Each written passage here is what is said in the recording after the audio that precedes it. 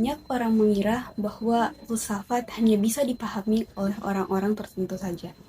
Ada juga yang beranggapan bahwa belajar filsafat justru membuat kepala semakin pusing.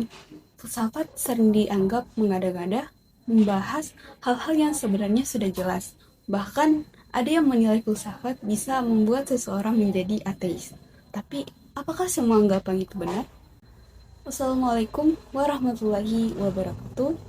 Perkenalkan, nama saya Isma, mahasiswa program studi pendidikan agama Islam, jurusan Tarbiyah dan Keguruan. Pada video ini, saya akan mereview sebuah buku berjudul Sebelum Filsafat, karya Fa'rudin Faiz. Buku ini pertama kali terbit pada tahun 2013, namun pada kesempatan ini saya akan mereview edisi terbarunya.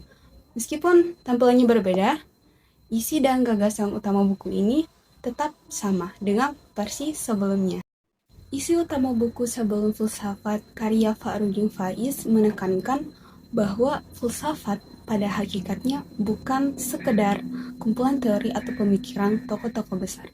Filsafat adalah sebuah tantangan hidup, tantangan agar manusia tidak hidup secara mekanis, ikut-ikutan, menerima segala sesuatu begitu saja tanpa tahu arah, tujuan, dan alasan dari hidup yang dijalaninya. Penulis mengutip pemikiran Socrates yang terkenal, yaitu "The unsailable life is not worth living", yang berarti hidup yang tidak pernah diuji atau dipikirkan kembali adalah hidup yang tidak berani. Maksudnya, manusia tidak seharusnya membiarkan hidupnya berjalan begitu saja tanpa refleksi. Hidup perlu dipertanyakan, dipahami, dan didasari maknanya. Inilah yang menjadi peran utama filsafat, yaitu membantu manusia menguji dan memahami hidupnya sendiri.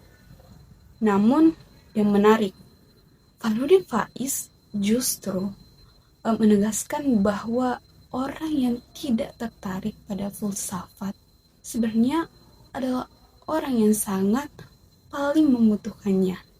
Kenapa demikian?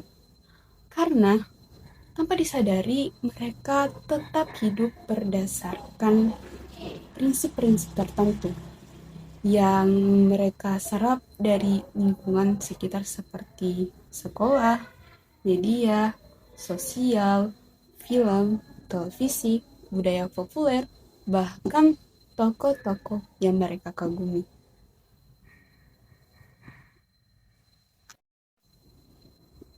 Masalahnya, prinsip-prinsip itu sering diterima begitu saja tanpa dipikirkan secara kritis. Akibatnya, seseorang menjadi mudah terpengaruh, mudah diarahkan, dan bahkan mudah dikendalikan oleh orang lain.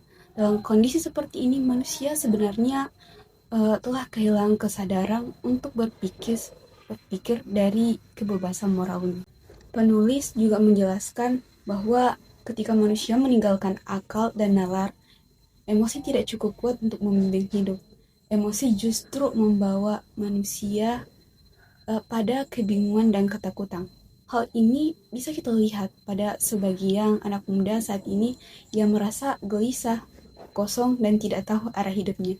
Sayangnya banyak dari mereka yang tidak berani mengajukan pertanyaan mendasar tentang hidup, seperti untuk apa saya hidup? Atau bagaimana seharusnya saya menjalani hidup. Alih-alih bertanya dengan berpikir, sebagian justru mencari pelarian yang salah. Contohnya, ada anak muda yang melarikan diri ke narkoba, pergaulan bebas, atau fanatisme kelompok tertentu. Mereka berharap dengan bergabung dalam geng tersebut atau komunitas tersebut, mungkin kegelisahan dalam hidup mereka akan terjawab. Padahal yang terjadi justru malah sebaliknya. Mereka menyerahkan kebebasan berpikirnya kepada orang lain dan membiarkan dirinya disetir tanpa sadar. Di sini filsafat menjadi penting, bukan sebagai instan, tetapi sebagai alat untuk bertanya dengan benar.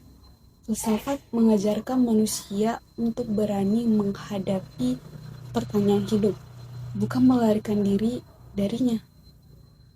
Fa'arudin Faiz juga menekankan bahwa filsafat sering disalahpahami sebagai sesuatu yang berbahaya atau merusak iman. Padahal masalahnya bukan pada filsafat itu sendiri, melainkan pada cara manusia menggunakannya. Contohnya ya, penulis ini mengibaratkan filsafat seperti pisau. Dengan pisau yang sama, seseorang bisa mengupas buah atau melukai orang lain. Kesalahan bukan pada pisaunya, tetapi pada penggunanya. Begitu pula dengan filsafat. Dengan filsafat, seseorang bisa semakin religius karena pemahamannya semakin mendalam. Namun, dengan filsafat yang sama, seseorang juga bisa sampai pada kesimpulan yang berbeda, yaitu ateis. Karena itu yang perlu ditekankan bukanlah takut pada filsafat, tetapi memahami porsinya. Filsafat digunakan sebagai alat untuk refleksi, untuk mencari kebenaran, bukan untuk merasa paling benar atau merendahkan keyakinan orang lain. Jadi sebagai kesimpulan dari saya, buku Sebelum Filsafat karya Fa'arudin Faiz mengajak pembaca untuk menyadari bahwa berpikir adalah tanggung jawab setiap manusia. Filsafat bukan milik orang-orang tertentu saja, melainkan kebutuhan semua orang agar tidak hidup secara ikut-ikutan dan kehilangan arah. Buku ini mengajarkan bahwa sebelum mempelajari filsafat secara akademik, seseorang perlu menyiapkan sikap berpikir yang jujur, kritis, rendah hati, dan yang paling penting adalah bertanya. Dengan demikian, filsafat tidak menjadi sesuatu yang menakutkan, melainkan menjadi alat untuk menjalani hidup secara lebih sadar dan bermakna. Yuk.